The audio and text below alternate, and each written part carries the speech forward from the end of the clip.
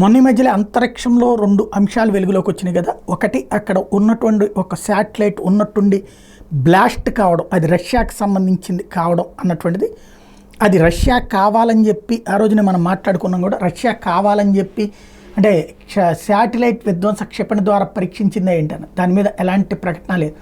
అలాగే ఆ తర్వాత ఏదైతే అక్కడ ఉన్నటువంటి అంతరిక్ష కేంద్రం ఏదైతే ఉందో ఆ కేంద్రంలో చూడటానికి, ఆ కేంద్రం దగ్గర ఉండటానికి వెళ్ళినటువంటి మన వాళ్ళని, అదే అంటే మన సునీత విలియమ్స్ దగ్గర నుంచి దాంట్లో ఉన్నటువంటి వాళ్ళని అక్కడి నుంచి అవతలకి వెళ్ళిపోయి అర్జెంటుగా స్పేస్ వెహికల్స్లోకి వెళ్ళిపోమన్నారు. ఎందుకంటే అక్కడ ధ్వంసమైనటువంటి పార్టికల్స్ వస్తున్నాయి. అది కూడా రష్యా ప్రేరేపితమైంది అన్నటువంటి కాన్సెప్ట్ చర్చకొచ్చింది. అంతరిక్షంలో రష్యా ప్రభావం అన్నటువంటిది చర్చిస్తున్నటువంటి వేళ ఐక్యరాజ్య సమితికి సంబంధించినటువంటి ఏజెన్సీ ఇప్పుడు తాజాగా ఒక అనుమానాన్ని వ్యక్తం చేస్తుంది.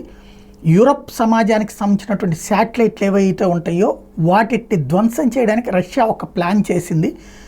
దాని ఆపరేషన్స్ అన్నీ కూడా రెగ్యులర్ వాటి నుంచి అయితే బయటకు వస్తాయి అన్న ఉద్దేశంతో రహస్య వ్యవహారం నడుపుతోంది. కాలిన్గ్రాడ్ ఏదైతే రష్యాలో ఉన్నటువంటి ప్రతిష్టాత్మకమైనటువంటి ప్రదేశం ఉందో కాలిన్గ్రాడ్ దగ్గర నుంచి ఈ యూరోపియన్ యూనియన్ శాటిలైట్ల ధ్వంసపు వ్యవస్థ నడుపుతోంది అన్నది ఐక్యరాజ్య సమితి ఏజెన్సీ అనుమానిస్తోంది.